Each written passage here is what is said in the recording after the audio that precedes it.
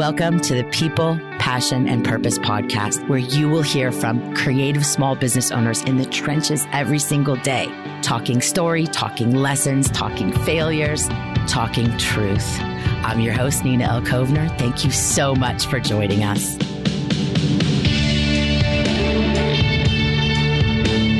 Welcome back to the podcast, everyone. This week, I have one of my favorite human beings that I actually found on Instagram many moons ago. This week, we have Lisa Walker at Lisa Loves Balayage. She's a colorist, educator, creator of Balayage Bootcamp and the Hairbangers Academy. She's just a fucking badass. Lisa, welcome. Thank you, Nina. Is that me you're talking about? Oh, it's so good to have you. I know you have a million things to juggle. And so I really am grateful that you made time for us and that we get to share your story, because there's just so much inspiration behind what you do. And so let's just dig in. How long have you been a colorist, a hairdresser? well, I've been a hairdresser for 22 years, but when you say the word colorist, it's funny because I didn't do color for the first 7 years of my career. I was scared to death of it. And then I really didn't dig in deep until the last 5 years. So truly, I've always liked coloring hair, but I wouldn't say I always knew what I was doing. So I would say 5 years is when I really honed in and mastered my craft. That's amazing. I love how your self-awareness when you say, I didn't know what I was doing. How did you come to that revelation that you're like, the fuck am I doing? Especially after being a hairdresser for so long and having that realization just 5 years ago. Like, tell us about that. Well, I was researching color lines because I was going to go into booth renting. I'd always worked in corporate salons where they supplied the color for you. So you just use what they have and you just get by. You don't really you just get by, honestly. And then as I started researching color lines, I started reading all this stuff. I was like, wow. And I had all these light bulb moments. I'm like, wow, I really have no idea what's going on. Because I would read, to be honest with you, my point was, let me find the best color line I can find, because I'd never really played around, but with like 2 lines. And as I was reading, I was like, they would say things that I didn't understand, and it made me uncomfortable, really. And it also made me ashamed, because at this time I'd been doing hair about 16 years, and I'm thinking, why don't I know what this means? So quietly, I would study, because I didn't really want to expose the fact that I didn't know this stuff all these years. So that's when I took to, books, ABCH. I went 3 years in a row. It's where I saw you the first time. Yeah, I remember. I just dove in. I mean, all that I could, everything I could. I made friends with people that, I think a big mistake that young stylists make is hanging out with the other stylists in the salon that aren't busy, because it brings them comfort, right? Yes. It's real uncomfortable to be around the busiest stylists, because you're like, and they don't really have time for you anyways. But yeah, I realized that I was hanging out with the wrong people. And my husband told me, he's like, Lisa, if you want to be like this person, you should be hanging around this person, which is of course an older stylist, more experienced stylist. But you're like, that could be my mom or my grandma, but they obviously built a strong business and a good career. And that's who I needed to look up to. Yeah, that's it is true. That's such a good point about especially like in the salon environment, but it could really be any industry. That energy of that angsty, unbusy person, that shit rubs off. That energy rubs off, and it definitely is something to pay attention to. I love that you brought that up. So you just, the last 5 years is when you had this, I'm a colorist, I have passion about color. How did that move into you building these education brands and becoming a leader in the independent education movement? It's just unreal to watch what you've done in just a handful of years. Well, to be honest with you, Nina, when I first had this revelation, I felt very alone. Like I was the only one that didn't know.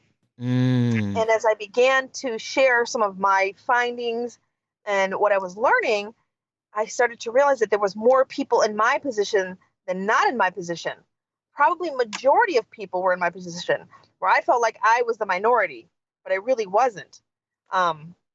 So as I began to share what I learned, try new things, I was always excited to share it with somebody because I felt like if it helped me, it could help somebody else. And so as time went on and I would do this, people would start saying like, I want to learn that. I want to learn that. And I was doing the best that I could from behind a computer screen is what I'll tell you. I would share on Facebook forums, on Instagram and things like that. And people were like, but we want to see it. And that actually made me really nervous because I just figured out I'm a antisocial extrovert. like I'm not introvert. I don't want to be in my room alone, tucked away, but I'm not real big on crowds either. Same. I think that's why you and I connect so well. Yeah. So the thought of having people standing in front of me or me leading them made me very, very nervous. And I remember I did a class and there was like 2 people and then there was 4 people and then there was 16 people. And then one time there was 160 people. And I remember that one specifically because I'm like, oh my God, I'm going to pass out. There's so many people here. And then I had to just tell myself, it's no different than what you do all the time. It's just more people, and you're always scared of disappointing people is what it is, I think. Yeah. I think that's human nature. And I think we'd be lying if we didn't say we didn't feel that every now and again. But the thing that I love about that story, about this entry into the Balayage Bootcamp brand and the Hairbangers Academy brand and the Lisa Loves Balayage brand is that you identified a problem and created a solution. And that's sales and marketing 101. And, that's fucking rad. and it just is that simple. And it's that simple. It's not easy, but it certainly is a simple concept. So in this 5-year period, generally where you're identifying this, how has social media impacted this development and this journey, with education, with you, with everything? Well, social media actually generates probably 99% of all that I do, with my classes and everything else. And I had to kind of streamline my social media. At first when you're figuring it out, you're like just posting a picture, writing a quick caption, moving about your day. And then I figured out, what if I can find a way to actually educate not only in person, but through my platform as well.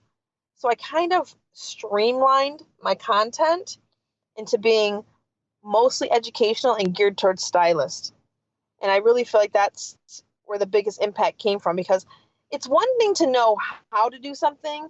It's a totally different thing to understand why you do something. So I turned a lot of my attention to the why behind things. Mm-hmm. I can show you how to put this on, or I can, tell you how to do this and how to do that, but why and when. That's really important. So, and this has been in our industry for years now, is this, what's the formula? And I'm kind of known for not sharing as much formula sharing. I have that on my list of questions to talk to you about. Well, I'll wait till you get there and I'll explain why. But no, keep going now. Do it now. Well, it's because I'm with the theory that, you give a man a fish, he eats for a day. You teach a man to fish, he eats for a lifetime. So instead of giving you a formula that may work 1 out of 10 times, why don't I try to teach you how to formulate so it works 10 out of 10 times? Absolutely. Give a man, feed a man, teach a man. The fish thing, I'm all down for that. I mean, that's what we talk about in our A School program, is that I empower you to make good decisions. I'm not going to tell you what to do. And one size does not fit all. And I love that about your position on formulas, because it's almost like it's just a strategic, like, shit show if you aren't clear about, a little bit of my hair history will show up here, but it's like, what's the starting level? What's the fabric? What's the texture? What's the porosity? There's a million variations and variables that go in. And so it's not about the formula. It's not about the formula. And I love how you have decided that you're going to start with why. Shout out to Simon Sinek. If you haven't read Start With Why, I'm always going to plug that book, but it's the why behind what you're doing in your world with color. It's also the why behind how you show up on social.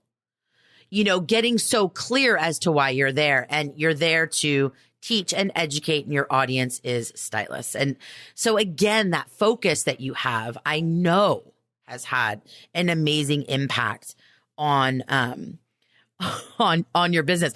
But when so you're so you're so generous with your content, and you're so generous in how you show up.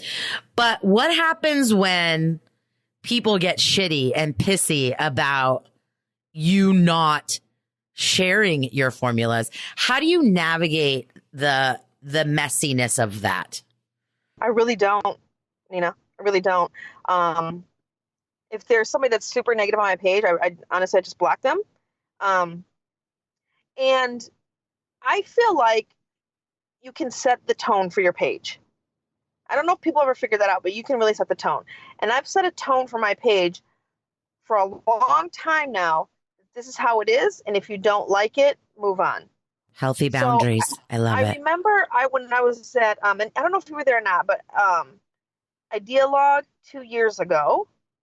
I was at the first Idealog. I was never at another Idealog, only just the first one. Okay, Seth Godin was the keynote speaker. I was not there. I was there with Gary Vee. Okay, so Seth Godin made this comment that he says, when I go to my Facebook to post, I make a statement, not a comment, meaning that what he says requires no answer. It's not an open-ended thing like a conversation.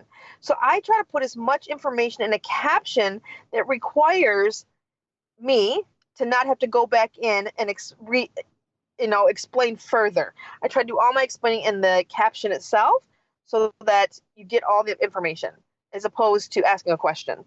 Right. I love that. It does. I know people are like, oh, you have to comment back, comment back. But my page gets a ton of engagement just based off the caption because I fill it with information. Right.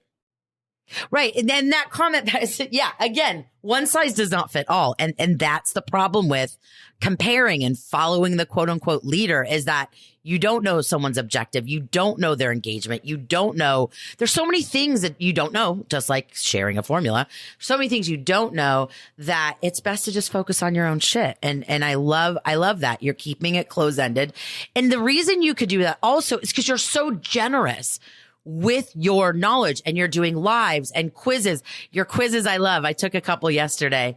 And I got them right. I got the answers right. Which was really exciting. But I mean, my thing about the generosity thing though, Nina, I feel like there's a lot of stylists that, they covet like little secrets. Like, I don't want to give this away because I don't want everyone to know what I'm doing. But my thing is, the more you give away, the more you get. Like, if I don't give away that information, then I won't get more information. And I'm always trying to evolve my own information. Like, I always want to know more. There's always going to be more to learn. Even when I do these quizzes, I'm like, God, I don't even know where, like, I don't know if I have any questions left. And then out of nowhere, I can find 10 more questions. Yeah. Yes, exactly. Exactly. I love that. Okay. So can we talk about the not so glamorous side of being a traveling educator and a small business owner and an influencer and having hundreds of thousands of followers? It just seems so glamorous from the outside. Can you take us into the behind the scenes a little bit? God, it's not glamorous. It's not glamorous at all, you guys. Picture a group of people carting 2 70-pound suitcases apiece, getting delayed flights, missed flights, finding an Uber big enough to carry all these suitcases, carrying them through the hotels, into the rooms. It's not glamorous at all. I always say that the number is a blessing and a curse, though, right? So, like I said, I'm a little bit antisocial. And what I mean by that is I don't like to always have to wear the Lisa Loves Balayage hat, if that makes sense. Mm-hmm. And so when I do, that's when I become a little bit more extroverted or antisocial, because I just want to be Lisa. Mm. And I don't want to feel like, I don't want to seem ungrateful or unappreciative or anything like that. I mean, but I never set out to be like, oh my God, I can't wait to have everybody know my name, and everywhere I go, people know who I am. I never set out to have that objective, but I don't want to be ungrateful for it either. Sure. Absolutely. I'm kind of torn by that question because I appreciate people, I respect people, I'm grateful for people, but I also need my own private space. Right. It is a very interesting dynamic when there is this public image and this, with that comes an expectation, right? It's like celebrity, and there's nothing wrong with having that discussion, whether someone wants to be a celebrity or someone wants to be well known or recognized or whatever. The fact is that as humans, that's how we identify. We look up to somebody, or, we see, especially now with social, we build this relationship on the internet and become, just so enamored with these individuals. And yeah, that's a lot of pressure for you. Well, I wish people could actually see my real life. It's so much like everybody else's life. It's not glamorous at all. Like, I always tell people, like, I pump my own gas, drive my own car, my house is a mess, I haven't cooked, I have laundry piled up. I mean, my problems are very real and very much the same as everybody. I'm a mom, I'm a wife, trying to balance it.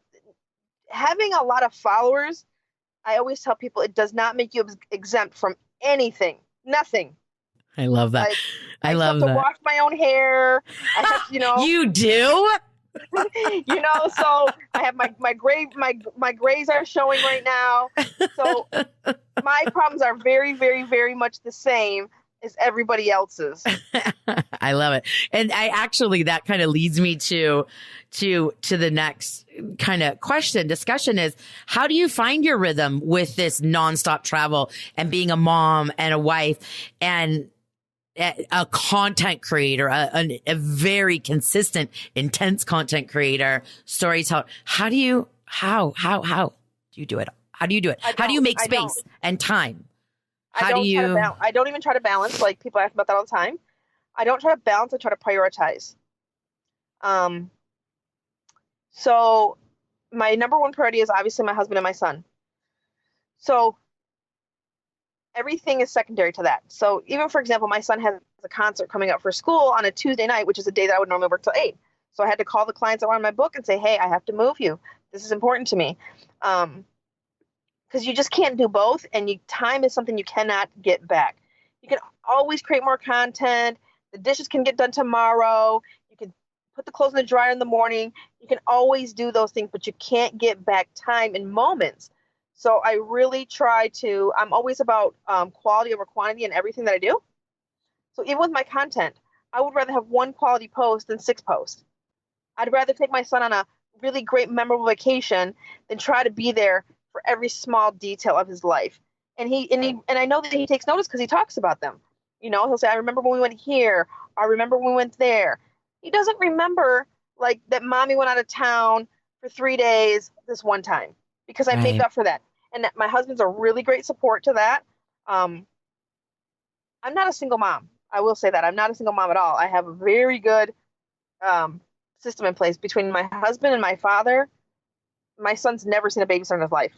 Wow.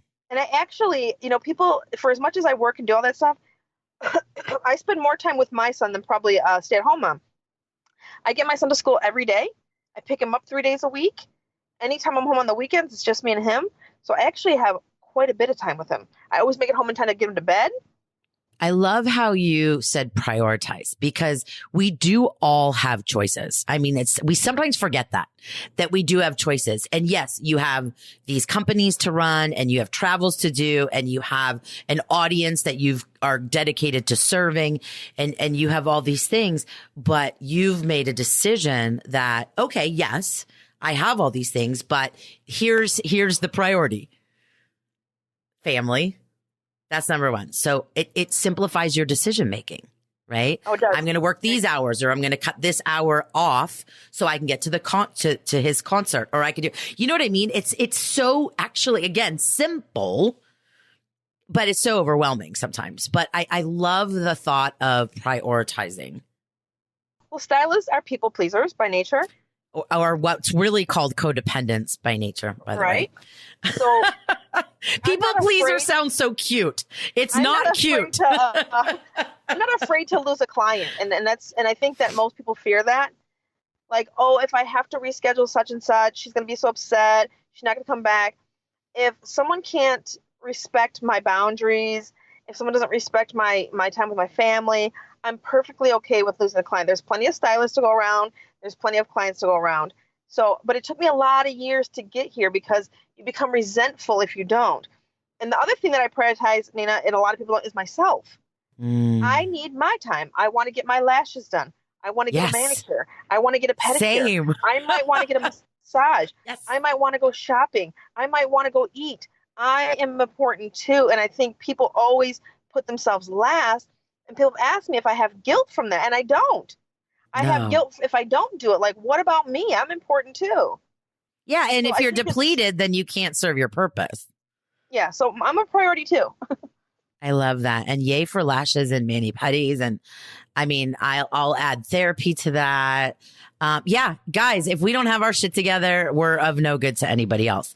I love that. So speaking of like purpose and stuff, what does purpose mean to you? Purpose. You're gonna have to come back to me. I don't like giving just a random answer. I like to think about that. I want you to think about it. So let's move to, I have a very kind of cliche, yet I love this question. What advice would you have for your younger self? Your younger hairdresser self, let's say. Oh, my younger hairdresser self, I would have told myself to be an assistant first. I would have told myself to take education a lot more seriously because I was offered a lot of free education in my younger years that I was resistant to. Oh, I don't need that. I don't want that. I don't feel like doing that. Anything that required me to go out of my extra time because I was 19, 20 years old. I wanted to go to the club. I wanted to get up late. I wanted to hang out with my friends. I didn't want to go sit in a class about color or cutting or styling. I would have told myself I probably wouldn't have taken me so long to get to that place if I had taken it a little bit more seriously. And I wish that I had the outlets that people have now. I mean, I didn't have Instagram when I was first starting out. I didn't have Pinterest. I didn't have Facebook forums. I didn't have all that. So I definitely would have told myself to assist. I would have told myself, you're in control of this, because I didn't feel that way for a long time. I would have told myself to take responsibility for myself. I would have changed a lot of things. But I also don't regret anything because I feel like you have to go through things in order to get to the other side. Well, I mean, when we all do have to go through something, but I'm with you on that. You know what I mean? It's like really understanding that you do have control. And my favorite job I ever had was being an assistant. And I to this day swear that having that job as an assistant, even though my salon time was very short early in my career, everything that I learned as an assistant, operations and back end stuff, and not even the hair stuff, you know what I mean? Like the business stuff gave me wisdom that I could have never learned and, anywhere else having that experience. I love that. Do you have a favorite quote? I do, but I don't actually know it off the top of my head. And it's I think it's an Albert Einstein quote. Yeah. It's on my website. It's like, tell me and I forget. Oh. Teach me and I learn. Include me, and I can't remember the quote. I'm going to Google it. Let's see. Tell me and I forget quote. Benjamin Franklin. Teach me and I remember. Involve me and I learn. Is that it? Yep. Tell me and I forget. Teach me and I remember. Involve me and I learn. Benjamin Franklin. That's what the Google says. Yep, that's it. My friend Anthony Barnhill found that quote for me when we were building my website, and I just love it because when you're teaching or you're an educator, it's more than just me telling you something. It's more than just me teaching you something. It's me involving you in the conversation. That's so true. I love that. Do you want to go back to purpose? Okay, yeah. So for me, purpose is about being intentional about whatever your message is or your goal is or your see, my purpose is to help people to make more confident, more empowered stylists. So purpose to me is just being intentional about delivering your message. I love that. And living, and I would add to that for you, living your gift, bringing your gifts. You've always obviously had this gift, but you just discovered it. And now you actually get to share it. And I think that's one of the reasons that you've had such incredible impact is that I remember we were talking a few weeks ago and you had mentioned something that I thought was just cool and made so much sense is really taking stuff that's complicated and simplifying it, you know? And I think that that's a gift you have is because color's hard. Chemistry's hard, for many people. And the fact that you went through everything that you went through to get to this point, and then you've managed to take something that really is actually complicated and simplify it to empower others that's a gift. And I would say that's part of your purpose too. I appreciate that. Oh my gosh, you're the best. We could talk forever, but I know you have priorities today. You're picking up your son. So before we go, where can we find you on the internet? You can find me at Lisa Loves Balayage. You can find me on Facebook, Lisa Hart Walker.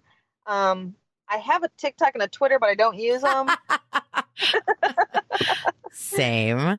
What about Balayage Bootcamp? Is that balayagebootcamp.com? It's balayagebc.com. Balayagebc.com. I want to mention one thing about my younger self. Yeah, let's do it. Let's go back. Okay, and I'm speaking to myself and any other. I know a lot of stylists make a lot of excuses, and I hear them a lot. And I know because I used to do the same thing.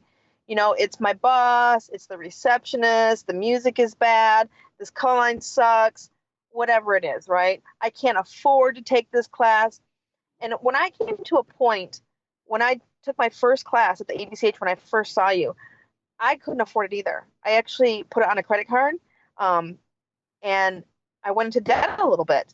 And then after I did it, I go, how could I have ever afforded not to? So some things, and people ask me this, and I'm like, okay, so save your tips or stop buying Starbucks or stop eating out every day. Yeah. I really had to, again, prioritize and make it something that was important to me because it wasn't just going to happen naturally. So to my younger self, I would have told myself, you know, stop making excuses. Oh, love that. What a beautiful way to end. Stop making fucking excuses. I had to add fucking because, you know, that's because it's me and it's passion squared. But it's true. It's so easy to fall into victim mode. And it's so empowering when we pull out of it and when we actually remember that we have choices. I mean, I'm a kind of a tough love educator, I would say. Yeah. And I was telling would you agree with you. You know why though? I think that's why you and I get along so well because I love that approach. Well, this is my thing, and it's not to embarrass or to ridicule or anything like that. If someone asks me a question, if I'm able to work through that question to where in the end they can answer that question themselves, I gave them something. I gave them confidence and I empowered them. Because sometimes, especially in our industry, rumors get started. And I was talking about this the other day. Like, someone might just say, oh, if you use, let's just for lack of a better word, if you use milk to rinse the hair, it'll stay shiny, right? Well, if there's no proven fact, that is now a rumor that gets spread around our whole industry. So I told people, like, if you don't know something, it's okay to say you don't know. Yeah. Like, I don't know everything. And when I don't know, I say I don't know. But when I know something and I'm able to share it and then they're able to share that truth with somebody else, it makes them feel empowered. Yeah, it's true. It's true. I love that. And again, they have a choice whether they want to seek that. And so stop making excuses. everything's available. Everything's out there for you. And Lisa's a great example of, I mean, just sitting, again, I take the fucking Insta story quizzes because they're just so interesting and engaging, and it's good for my mind. And so if you are listening to this and you are in the beauty industry, no matter where you sit in the industry, there's a lot you can learn from Lisa. Lisa, thank you so much for joining us. Thank you for having me. So grateful for you. And I'm so grateful that you stopped making excuses and that you stepped into your purpose. Oh my gosh. Thank you so much for sharing. Have an awesome day. Thank you. Thank you. Thank you, everyone, for listening to this episode of the podcast. We'll see you soon.